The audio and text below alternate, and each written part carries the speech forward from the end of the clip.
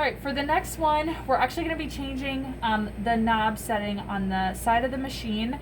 So I'll obviously be showing on our machine. If you're using a different machine at home, you have to kind of figure out where your zigzag is.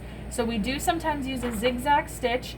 This particular sample is asking for a 1/4 inch, but we need that zigzag. So when you look at the knob, there are a lot of zigzag stitches. So what you're going to do, you see the blue line, that's pointing to the straight stitch right now. What we want is the one just to the left. So that's the setting. We just want to move it so that the blue line is here. So I'm going to turn it to the right 1 notch.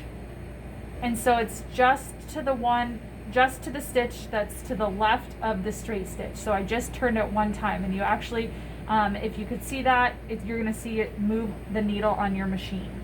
Okay, so now it's going to do a zigzag stitch.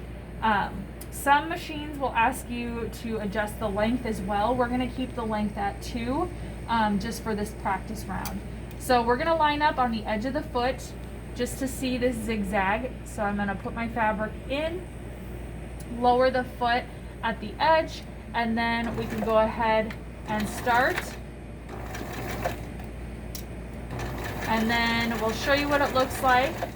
I still backstitch at the start and stop of zigzags. Some people say you don't have to, but I still like to do that. Take up lever up, and then we'll see what that looks like. So typically it's not going to be a standalone stitch. This is just for practice purposes. Usually you're going to have a straight stitch combined with it. But I'll be looking at, is it the correct stitch? I'll know right away if you use the wrong one.